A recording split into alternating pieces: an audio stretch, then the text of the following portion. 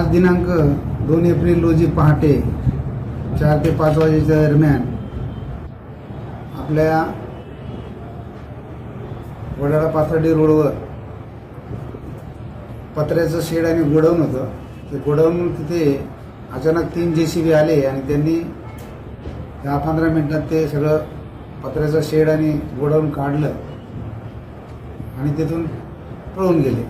ही बाब जेव्हा ते मालक जे आहेत जागेचे त्यांना समजली, मग त्यांनी येऊन ते पाहिल्यावर त्यांनी पाहिलं की हे कोण करून गेलं, काय करून गेलं. तर त्याच्यामध्ये त्यांना हे लोक दिसले की तौफिक नजीर इनामदार, त्याचा भाऊ मकसूद इनामदार आणि आणखी त्याचे जे साथीदार होते, यांनी तिथे 3 JCB आणले आणि ते जे शेड होतं, गोडाऊन होतं आणि बंगारचं गोडाऊन होतं ते तोडून टाकलं सगळं.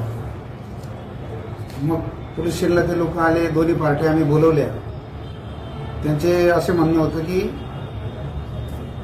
ही जागा माझी आहे, दुसऱ्याचं म्हणणं ही जागा माझी आहे. एकाने मागच्या वर्षी 9व्या महिन्यात खरेदी केलेली आहे, ज्यांनी ते शेड तोडलं आणि हे पहिले जुने आहेत 20-25 वर्षापूर्वीचे, जे पूर्वीचे तिथे आहेत शेड.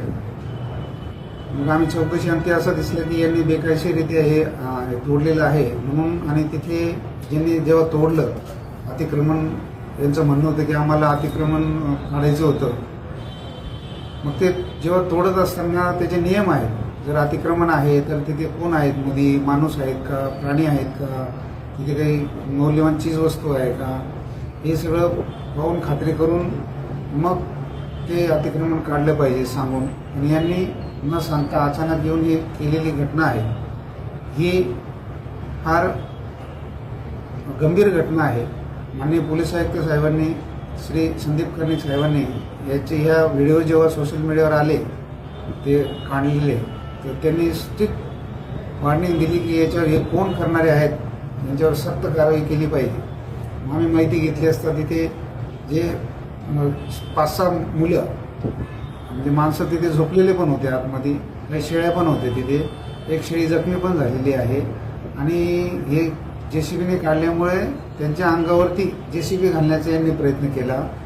जे तक्रारदार आहेत त्यांच्याही अंगावरती यांनी JCB घालण्याचा प्रयत्न केला आणि तिथून पळून गेले. पळून जात असताना JCB घालण्याचा प्रयत्न केला. म्हणून आम्ही चौकशी अंती त्यांच्याविरुद्ध कायदेशीर कारवाई केलेली आहे, त्यांची फिर्याद घेतलेली आहे.